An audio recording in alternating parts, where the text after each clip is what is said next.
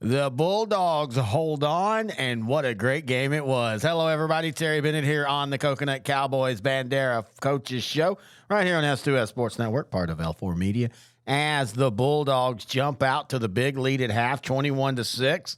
Cole is able to claw back into it, and man, what a crazy fourth quarter it was. Both teams scoring 2 touchdowns, but Bandera making the defensive plays when needed. Jeffrey Thomas with the game-sealing interception with a couple minutes to go. On the offensive side, Juan Cabrera had 9 carries and 95 yards and 2 touchdowns in the fourth quarter alone.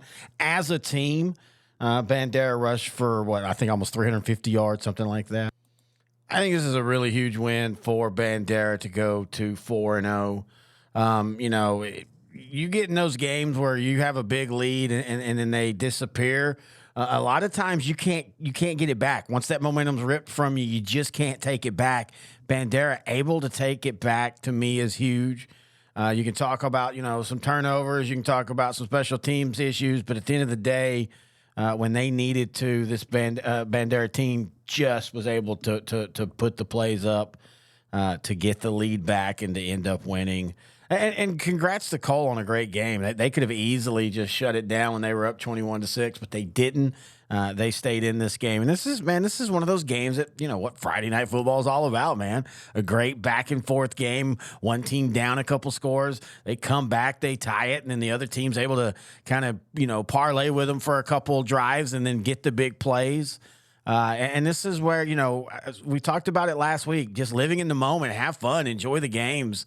And this was a great game. And it's going to be another great game this week as former district brethren Hondo, now in 3A, they're 4-0 as well. Man, they had a big win over Divine last week, 44-6. But, yeah, this is, a rivalry game at its best. 2 teams coming in, combined 8-0. It's going to be a blast of a game. And, we were talking about it with Coach. Last year's game was the same way. That was a 25-24 game. That was that game where it looked like Bandera had given up their chance to score late. They threw an interception. You then had a personal foul that kept Bandera alive and ended up winning by 1 point. And I don't think it's going to be any different this week. And as always, we're going to be talking to the head coach of the Bulldogs, Coach Joe Fontenot-Amity. But first, let's talk about Coconut Cowboys. Located at 410 Main Street right there in Bandera. If you have any questions, you can give them a call, 830-444-0199. Or you could just go by and get you a wonderful yogurt, get you a specialty tea, a boba tea. Check out their gift shop. Also, check out the banner. We have a banner there. We kind of forgot to talk about that more. But there's a cool banner there that shows that they are the title sponsor for the Bandera Football Coaches Show. Or I should just say Coaches Show, because we are going to do some volleyball stuff here, and I promise it's soon. But, yeah, check out Coconut Cowboys, 410 Main Street right there in Bandera. Hours are Tuesday through Friday, 7 a.m. to 6 p.m., Saturday, 8:30 a.m. to 6 p.m., and tell them that you heard about them here on the Bandera Coaches Show if you're a visitor coming through.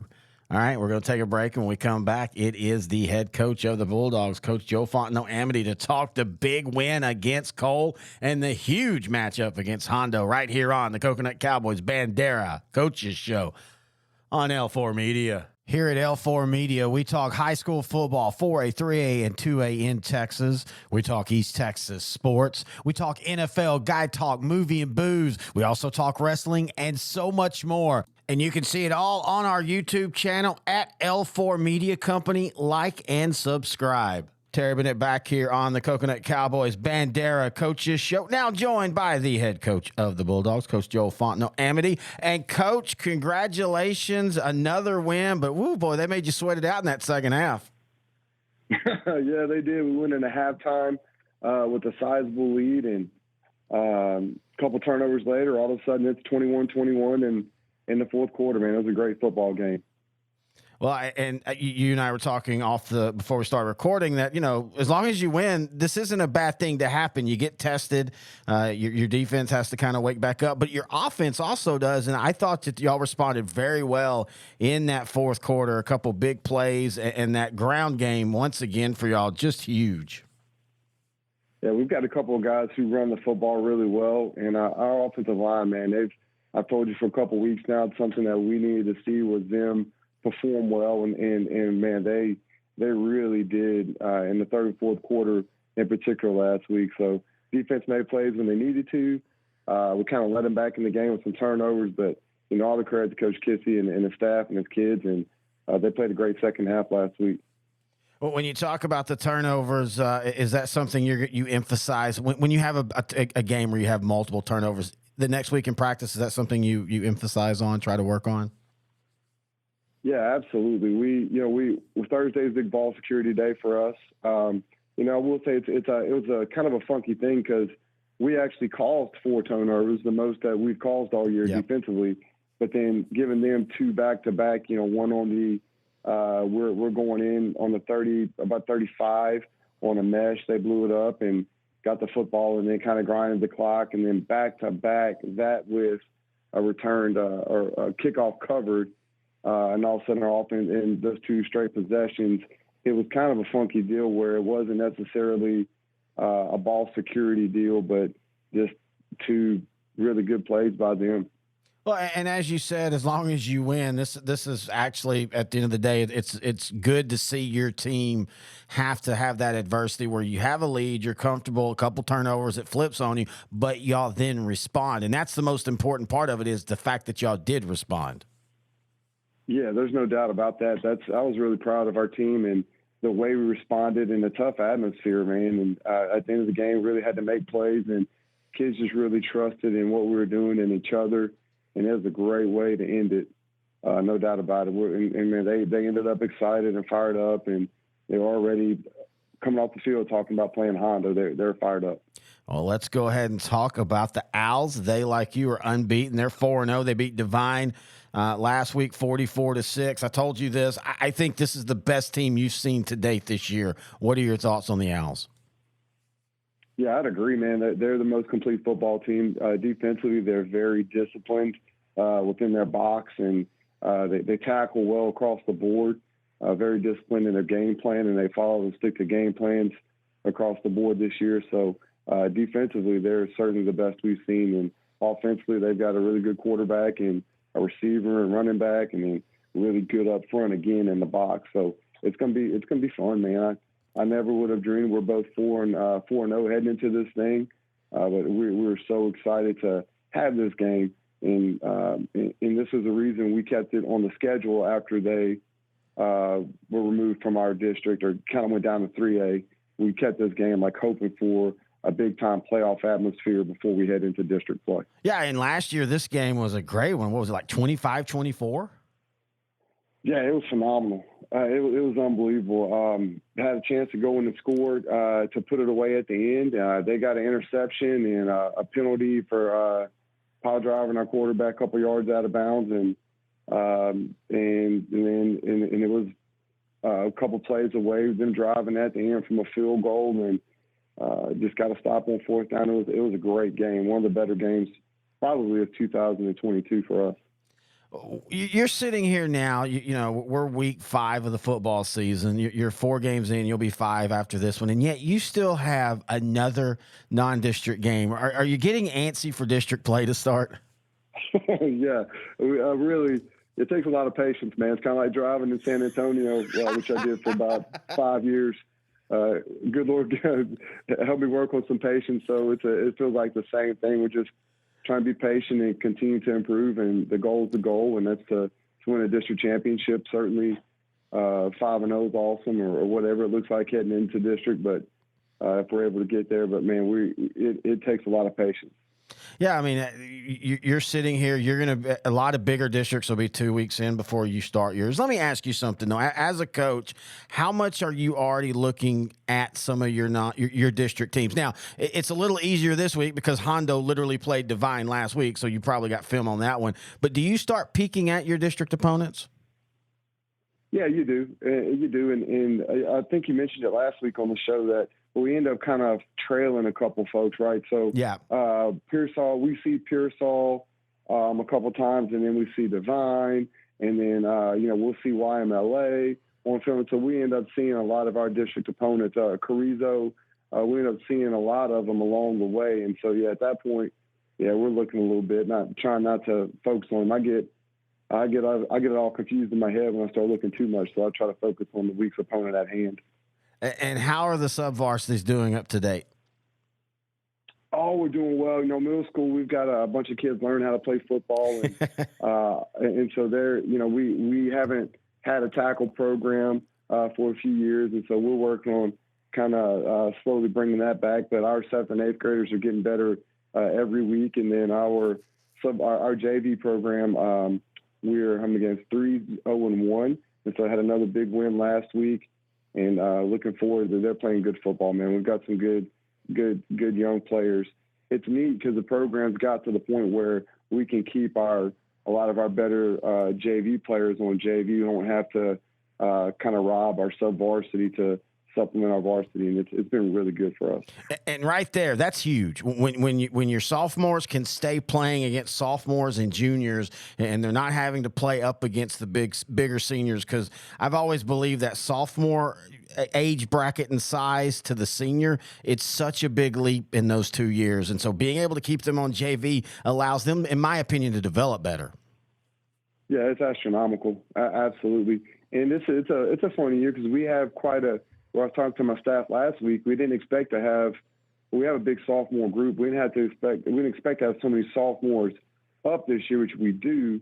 But man, we've got a really good freshman group and sophomore group getting significant playing time on JV and winning games, which is good for our kids.